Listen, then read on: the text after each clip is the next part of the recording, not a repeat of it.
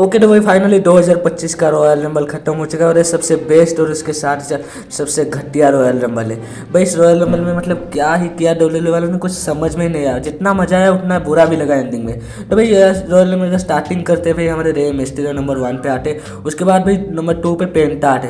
भाई बेसिकली ये दोनों एक ही टाइप के रेसलर है, ये दोनों आपस में ज़्यादा फाइट नहीं करते।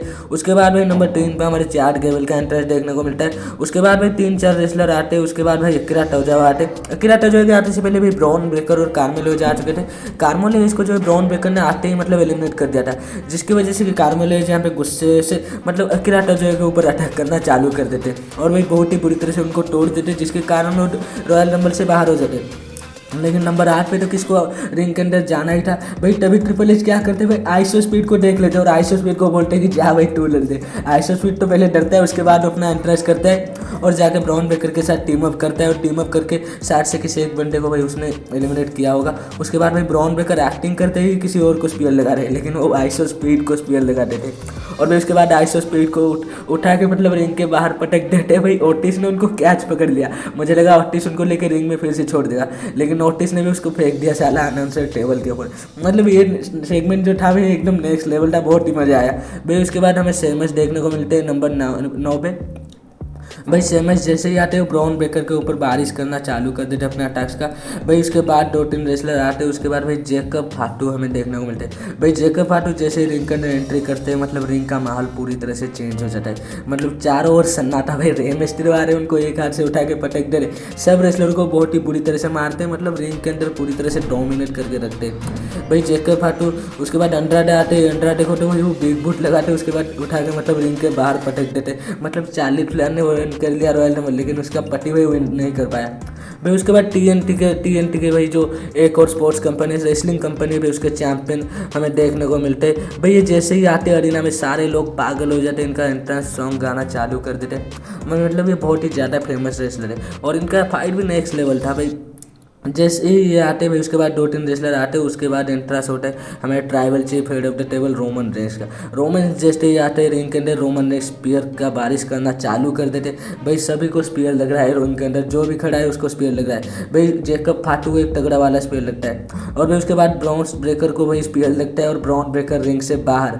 भाई जिमी उसो भी थे रिंग के अंदर भाई। जेकब फाटू को जो स्पीयर लगाना भाई नेक्स्ट लेवल स्पीयर लगा रोमन रेंस का भाई। उसके बाद तो फेस ऑफ का बारिश हुआ भाई। ड्रू मैकेंटायर भाई, आगे कई सारे रेसलर है, आपको मैं बताने जा रहा हूँ भाई। मैंने आपको पहले ही मतलब मैंने तो बताया नहीं होगा क्योंकि मैंने वीडियो नहीं बना रहा था भाई, हमारा एग्जाम चल रहा था भाई। आप लोगों को लेकिन पता होगा भाई ब्राउन ब्रेकर को जेकब फाटू को हमारे ब्राउन स्ट्रोमैन भाई एलिमिनेट करने वाले थे भाई। ब्राउन स्ट्रोमैन जैसे ही आते भाई यहाँ पे जेकब फाटू को एलिमिनेट कर देते। उसके बाद भाई फिन बैलर हमें देखने को मिलते और सेक्शन नाकामुरा भाई। ब्राउन स्ट्रोमैन जैसे ही जेकब फाटू को भाई एलिमिनेट करते, जेकब फाटू एकदम पागल हो जाते, जाके अनाउंसर टेबल को मारना चालू कर देते, सब तोड़ फोड़ करना चालू कर देते भाई। उसके बाद हमें 16 time world champion John Cena देखने को मिलते हैं। जॉन सीना आते ही भाई हमारे ब्राउन स्ट्रोमैन को भाई रिंग से बाहर फेंक देते।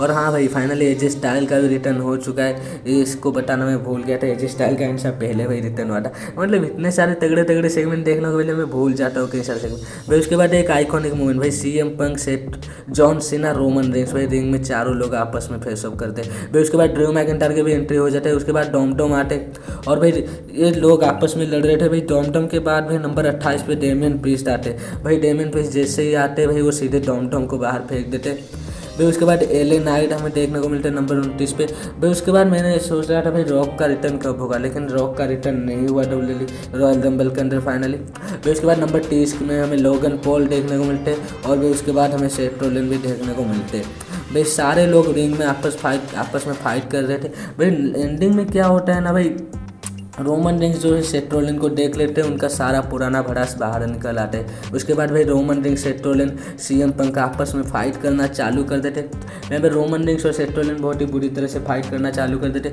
सीएम पंक भी घुस जाते उन दोनों के बीच में। उसके बाद भाई तीनों आपस में फाइट करके मतलब एक दूसरे को एलिमिनेट करने की कोशिश कर रहे थे, लेकिन जॉन सीना पीछे से आकर तीनों को ही एलिमिनेट कर देते भाई। तीनों बाहर फिर मतलब गिर जाते और भाई तीनों मतलब आपस में जाके बाहर ही फाइट करना चालू कर देते। सेथ रोलिंस ने तो नेक्स्ट लेवल 2 स्टॉम्प लगाया रोमन रेंस को, और भाई सीएम पंक और उनके बीच में फाइट होता है। भाई एंडिंग में क्या देखने को मिलता है, भाई पॉल इवन जाके पैर पकड़ के रोना लग जाते हैं भाई सीएम पंक का, देख सेथ रोलिंस ने रोमन रेंस के साथ क्या किया है।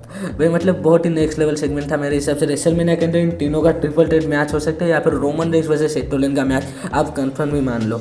भाई बाकी एंडिंग में बचते भाई रिंग में जे उसो और हमारे भाई जॉन सीना और भाई लोगन पॉल।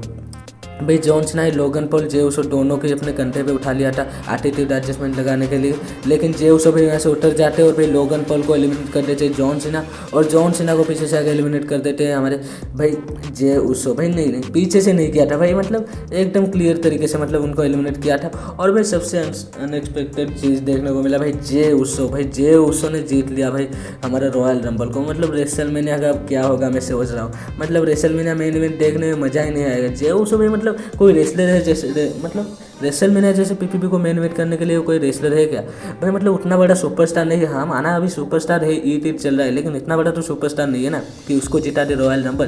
भाई इसके बारे में आपका क्या कहना है, आप कमेंट करके जरूर बताना। और अगर वीडियो अच्छी लगी तो वीडियो को लाइक करना, और चैनल पे पहली बार आए तो चैनल को सब्सक्राइब करके बेल नोटिफिकेशन को ऑन करना मत भूलना भाई, बहुत ही जल्द 1K सब्सक्राइबर होने वाले हैं।